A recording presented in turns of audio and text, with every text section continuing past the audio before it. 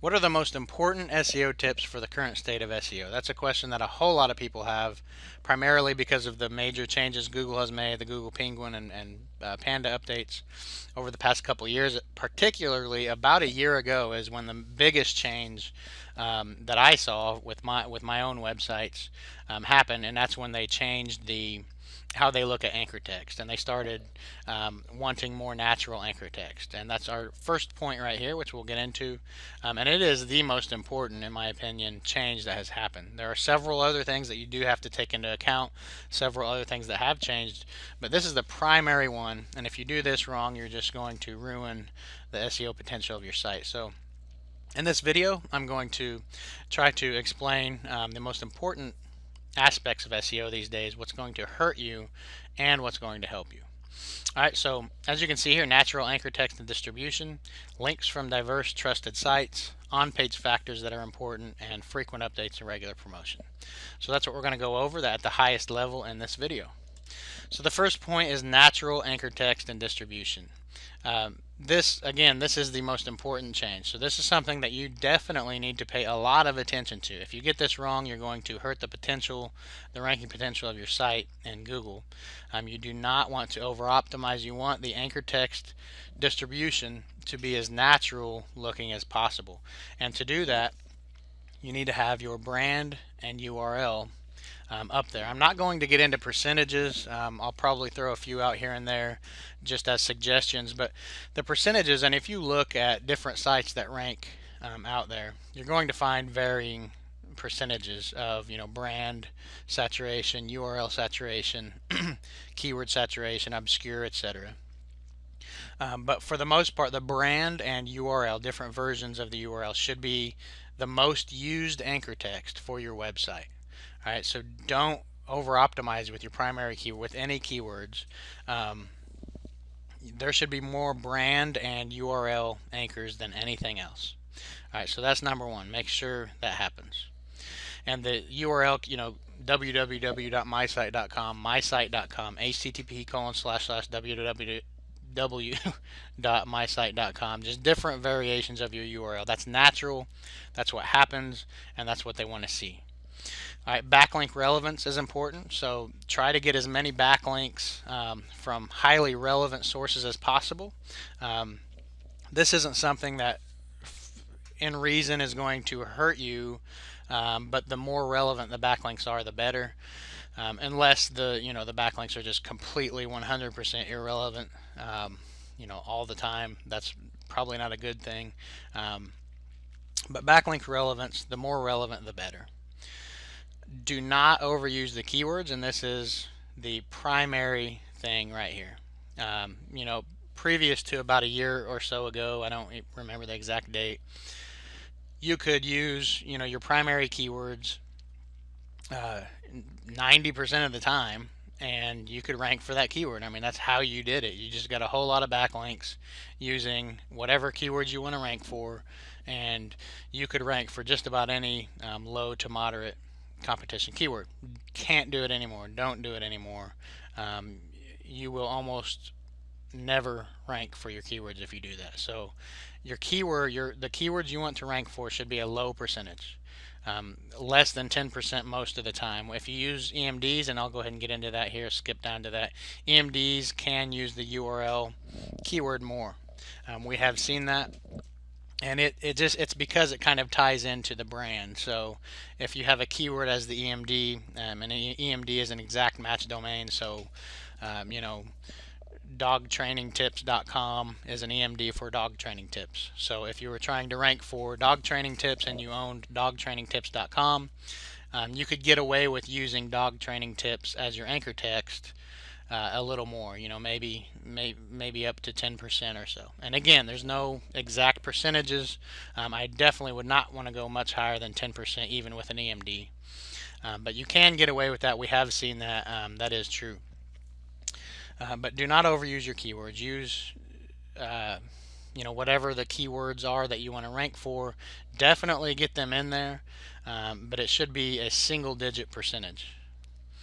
And your brand and URL needs to be much higher, the percentage. Use variations of your keywords, and don't be afraid of the low search volume keywords. Even if the Google Planner keyword tool says that your keyword, that the keywords only have 50 monthly searches, you can rank for 5 or 10 different keywords on one page just by including them in the page, and it being relevant to the keyword. So use different variations, and getting just a couple, just a handful of backlinks using those low search volume phrases in there, and that's going to associate a whole range of keywords with that page, or the root of that website. So use variations, and then your primary keywords, which are your keywords, usually your keywords with the highest search volume, the hardest ones to rank for. Use those in the anchor text from your most powerful backlinks. So the highest quality backlinks that you can get are usually going to be a small number. So for those small number of backlinks, which are more powerful, those are the ones you want to use your primary keywords in, your most competitive keywords, the hardest ones that are going to be ranked for. To get rankings for. So use your keywords in those powerful backlinks. If you have high PR backlinks, whatever you have, wherever they're coming from, use it in those.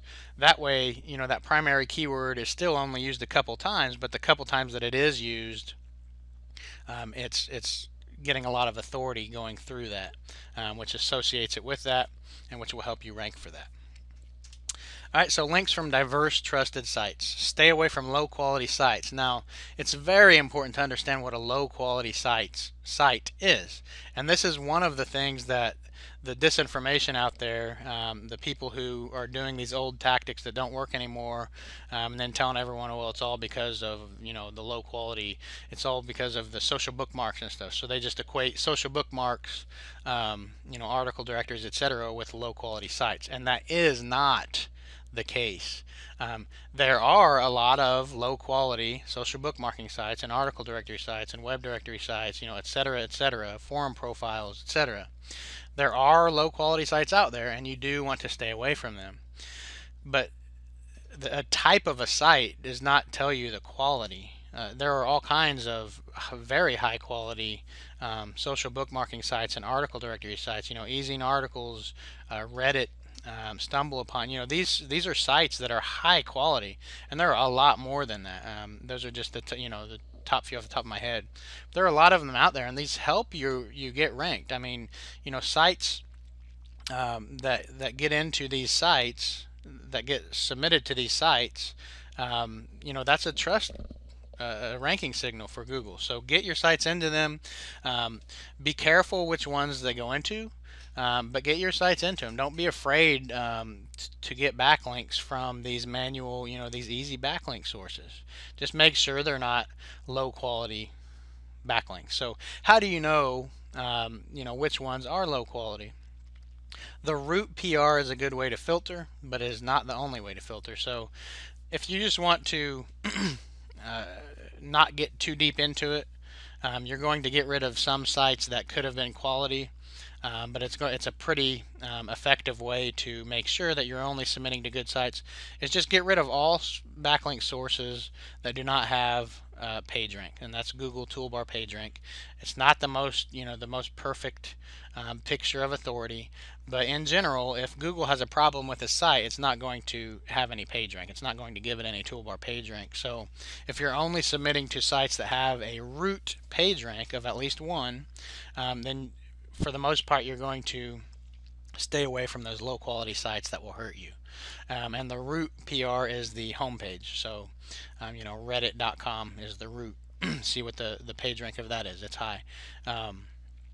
If you get your list of whatever the sites you want to submit to, and then you just filter out all of them that don't have PageRank. Now there are other ways to look at that. Just going to the website, seeing the popularity of it, seeing the professionalism of it. Is it just a plain basic thin site, then okay, you probably shouldn't submit to it.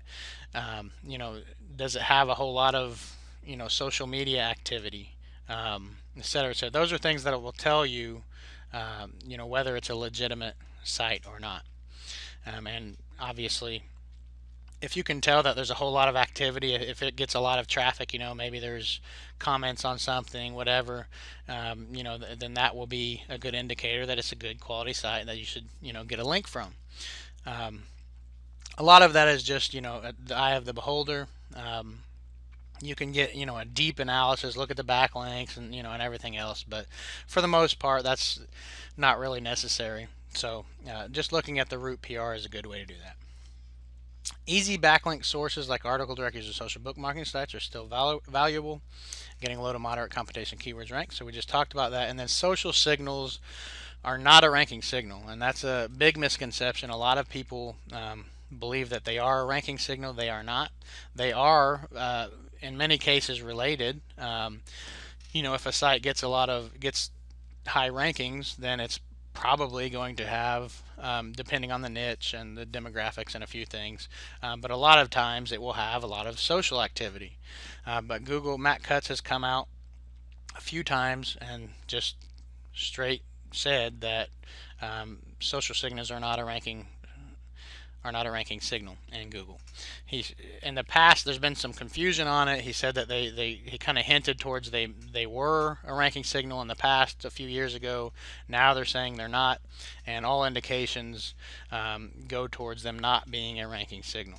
That doesn't mean that you should not be doing any social media. Social media can very well help because they can invite natural backlinks. That happens a lot these days. So social media is a good thing. Facebook is good, Twitter, whatever you're doing.